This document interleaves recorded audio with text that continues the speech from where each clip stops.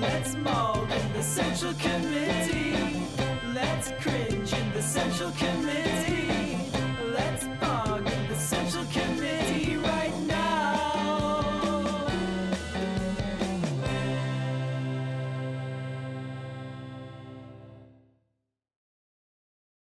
All right, chat. Who wants some goddamn hopium?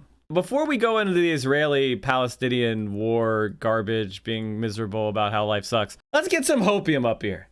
Can't spell hopium without PA. Wait, what? What? All right, chat. What is the source of this hopium, you ask? What is the source of this positive feeling? Well, chat. I just want you to know that it isn't always a goddamn collapse.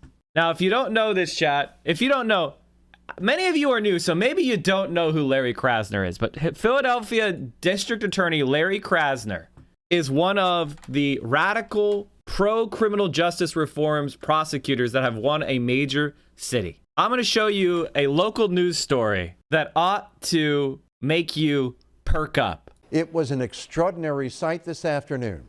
Over 24 prosecutors from the Philadelphia's DA's office were axed, and their departures were played out in public for all to see. Live outside the DA's office in Center City is Action News reporter Dan Cuellar. Dan. Jim, it is one of the most shocking and drastic shakeups of the Philadelphia District Attorney's Office that anyone can recall. But it most definitely should not come as any surprise to those who had been following the campaign promises of Larry Krasner. The purge was on full display as the file boxes kept rolling out of the DA's office. 31 staffers, including a number of murder squad prosecutors, high-ranking deputies, and division chiefs, were among those terminated. Among them, Mark Gilson, a 30-year veteran prosecutor who sent many killers to life in prison or death row. He, like others that Action News reached out to, were reluctant to speak about their firings. I've been proud. Sources say Krasner never met face-to-face with those fired, but instead hauled them before a human resources bureaucrat who gave no explanation as to why they were being let go. There was this statement from Krasner's office late today. Change is never easy. DA Krasner was given a clear mandate from the voters for transformational change. Today's actions were necessary to achieve that agenda. For President John McNesby, who was never a big fan of Larry Krasner, says this today about the shakeup. It's kind of it's shocking, number one, and it's kind of scary for what. President of the Philadelphia Fraternal Order of Police. Every police union president looks like a goddamn thumb. He looks like one of those things from fucking the prequels. Oh my God, what's wrong with your face?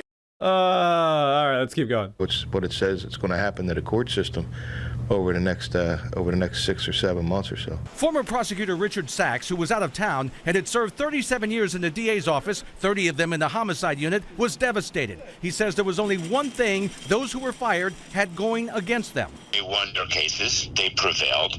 They achieved justice for their victims. That's what they did. They did their job. He says as bad as he feels for the 31 who were fired, I feel worse for the city of Philadelphia because I think that her citizens are really and truly going to suffer. But former city councilwoman Marian Tasco begs to differ. I wouldn't say it's a purge. Tasco says Krasner has every right to put in people he believes will carry out his agenda.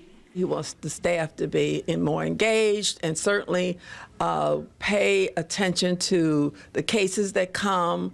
And so, Chad, the reason why I'm showing you this is look at how it's framed. Right off the top, they call it a purge, and then they spend the next 2 minutes talking to white conservative men. And right before they go to the black woman, they say, "I feel bad for the citizens of Philadelphia." This is local news in America, chat. And just not be ready to throw somebody in jail. Tonight, it remains unclear how soon Krasner will replace the fired prosecutors and staffers, or for that matter, how it will impact the caseloads of each of the units. We're live here at the DA's office. I'm Dan Cuellar, Channel 6 Action News. Jim? Thank you, Dan. Chat, for the last year, they've been trying their hardest to Jeremy Corbyn Larry Krasner. Can a progressive prosecutor survive a 40% spike in homicides Larry Krasner, district attorney who reduced incarceration in Philadelphia, faces a challenger who blames him for an increase in violent crime. Left-wing prosecutors hit fierce resistance. An uptick in murders across the country is testing their resolve and their electability. Are liberal cities turning against their progressive prosecutors? District attorneys in San Francisco and Philadelphia promised to overturn decades of tough-on-crime policies. Now, as violent crime rises, they may be kicked out of office. A soft-on-crime backlash. Philadelphia Democrats declined to endorse a progressive prosecutor. And then what actually happened, chat? When Larry Krasner was up for re-election, Philly DA Larry Krasner beats primary challenger Carlos Vega by a wide margin in a closely watched race. Krasner's primary win puts a second four-year term easily in reach after he campaigned on his record of criminal justice reform. Got a winner in an election that has sparked a lot of emotions on both sides. Philadelphia voters have chosen to continue Larry Krasner's progressive approach to criminal justice reform. That's right. You can see Krasner here celebrating his victory, which became official overnight. He won the race in a landslide, too. Take a look at the results. Larry Krasner, 65% of the vote, compared to Carlos Vega's 35%. Only 72% of the precincts have been tallied, but Krasner's lead is about 55,000 votes. He's leading him by more votes than the challenger has. Not only did Krasner win, not only did Krasner destroy, he lapped him. He lapped him. He fucking lapped him. Last time around, Krasner won a multi-way race with only 38% of the vote. This is a huge endorsement of criminal justice reform in Philadelphia and a devastating blow to the power of the Philly Police Union. A devastating blow. This type of win utterly shatters the Republican and centrist Democratic establishment in Philadelphia. And here's the thing, chat. Larry didn't win alone. He swept in new allies with him today. 8 judicial candidates endorsed by the local progressive group Reclaim Philadelphia. I don't know why I'm following them. I know them well. Has won tonight in judge races, a big deal because judges have been an obstacle for some of Krasner's reform so far. More broadly, this is a major demonstration of the strength for the Philadelphia left. Even more broadly, this is quite the narrative-changing result. That test on how a progressive incumbent could win re-election has morphed into an even bigger progressive hold on local offices. By the way, same dynamic in Pittsburgh. Can we get some PAs in the chat? Progressives and socialists in Pennsylvania are winning. We're taking care of our home area. In Pittsburgh and its county, Allegheny, in today's elections, voters banned no-knock warrants. Voters banned solitary confinement in jail. Pittsburgh fired its mayor for a progressive challenger. And 4 progressives who ran for judgeships on curbing bail and incarceration won. Update, 5 progressives who ran for judgeships on a platform of curbing incarceration and bail won, not 4. All women, many current or former public defenders. The slate understands that all understand how mass incarceration is one of the leading issues in this country, with the issue of mass incarceration as a national embarrassment, says Wasim Muhammad, a founding organizer with Unite, one of the organizations that endorsed the slate, told Appeal, the Political Report. Historically, judges have used the discretionary power of the court of common pleas to breed the system of mass incarceration. Now we have people who are actually advocates against it, wanting to take those seats. So you can do it. We are winning. I voted for Krasner as I was listening to your stream. Pago. Furthermore, Pennsylvania had another constitutional result. Add language prohibiting racial discrimination. Yes, 1,250,154 votes. No, 511,555. They just amended the Pennsylvania Constitution to prohibit racial discrimination because that wasn't, or ethnic discrimination, because that wasn't in our Constitution for some reason. But so we amended it to add that. That's a huge win. Now, there's some other stuff about controlling the governor's emergency powers, which not too excited about, but it's not the end of the world. Is the future just a few good cities then, with gerrymandering and midterms and Dem cities only plan? I don't see how they ever have Congress again. We haven't lost yet. Obviously, I'm doomer because of the way I analyze things, but We haven't lost yet. I just got to wait for the boomers to die off. I wouldn't wait on the boomers. There's plenty of shitty, garbage people that are in our generations too. Democrats have held a Senate seat in Scranton by 13 points, with a Green Party candidate taking 9% of the vote. Pittsburgh voted for a progressive police reform advocate for mayor, a DSA candidate for a judicial seat, banned no-knock warrants yesterday, all significant expressions of the public's rapidly shifting perceptions of policing and the judicial system. We did it. That's pretty pog. Not only did Larry Krasner win, but he swept his allies in. Well, this thread head up. Well, strange to see a wave of coverage treat Krasner's race in Philly as part of a series of setbacks for progressives in DA races, as though the tide has already turned. Has it? First test since 2020, its paradigm-changing reformer wins in LA, NOLA, Austin, Portland.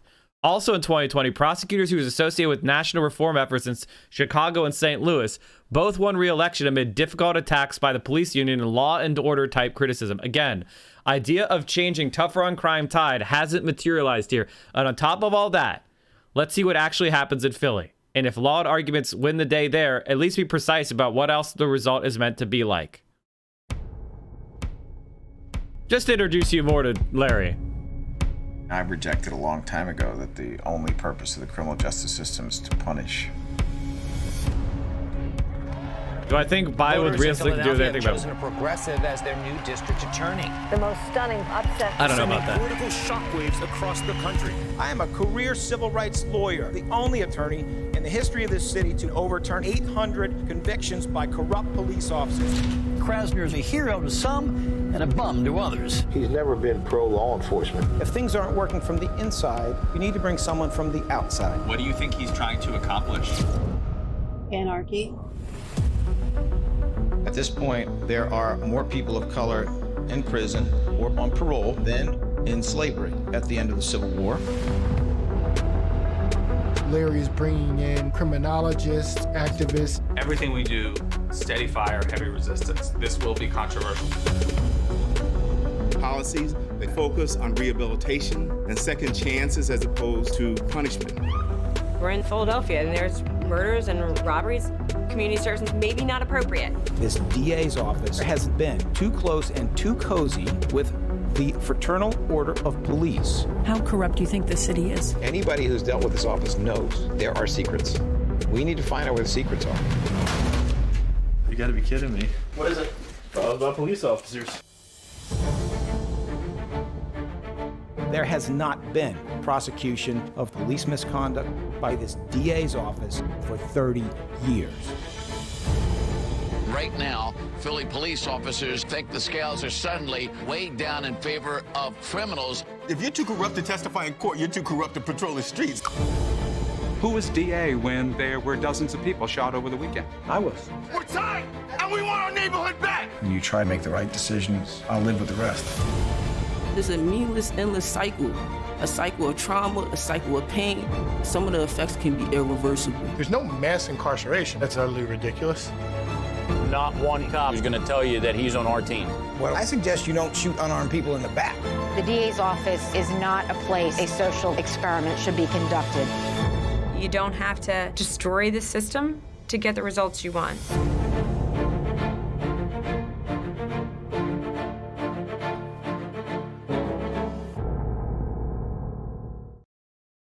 So we're gonna watch that probably this week, in celebration of D.A. Krasner winning that crushing, NBC 10's Pamela Osborne live victory. for us in Center City this morning. Let's get that. Only 72% of the precincts have been tallied, but Krasner's lead is about 55,000 votes. NBC 10's Pamela Osborne live for us in Center City this morning with reaction to the win and Krasner's message to voters now. Pam. And that message, Keith, was pretty clear. Krasner says that the people most impacted by violent crime chose a future rooted in criminal justice reform and equality. 4 years ago, we promised reform and a focus on serious crime. People believed what were at that point ideas, promises, and they voted us into office with a mandate We kept those promises. People saw what we did. And this time, they re-elected us, put us back into office again for what we had done. Krasner went on to say his mandate focuses on public health, rehabilitation, and investing in the community. He thanked his supporters that included activists, saying his second term starts now. Meanwhile, his challenger, Carlos Vega, said in part, "My campaign was first and foremost about lifting up the voice of victims who have been forgotten by the current administration. I hope they were heard." He again criticized Krasner's stance on crime, saying the newly re-elected DA was not taking the current spike in gun violence seriously. Vega concluded his remarks by congratulating Krasner and thanking the tens of thousands of people who he says did vote for him. Reporting live in Center City, I'm Pamela Osborne. And you just love to see it. Philadelphia District Attorney Larry Krasner won Democratic primary on Tuesday night with a large lead over challenger Carlos Vega, who conceded the race shortly before midnight. Krasner greeted a small group of supporters shortly after 11 p.m. during a gathering at the Sonesta Hotel in Center City. During a speech, he claimed victory and promised 4 more years of reform for the city's criminal justice system. Vega did not allow members of the media to attend his election night event in the far northeast section of Philadelphia. Chat. I'm going to show you something that's pretty mean, but still funny. Helen Geim, who is one of Philadelphia's city council, a progressive city councilor, she had posted a tweet of a picture of Vega's victory party, and it was completely empty, and she just said sad. At the Vega for DA results party in Northeast Philly, folks are chowing down and checking the early results. Krasner has an early lead. Follow Inquirer to stay up to date. Ooh. Too funny. Darn, they were clear that the press wasn't invited. It looks like nobody was invited. Oh. Oh.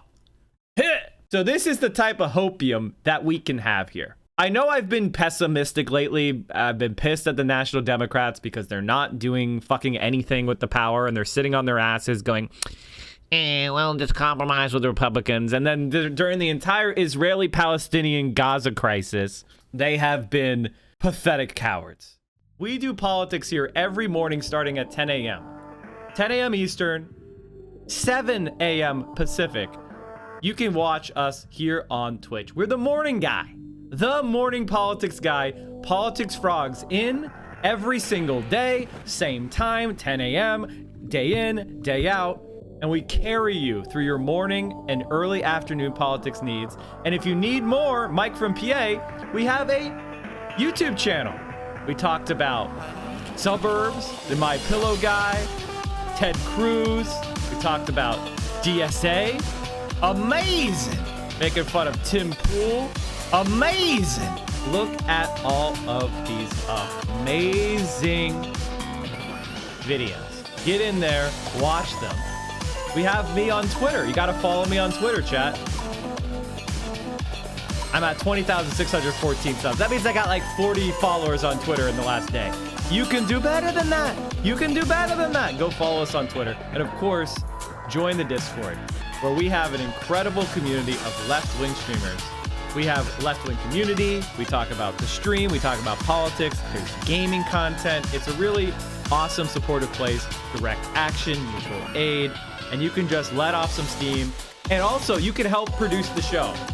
One of the things I do is I look at the links that are put into the news content suggestions chat room on the Discord. Join the Discord, come hang out, and maybe what you want me to talk about will be part of the next show.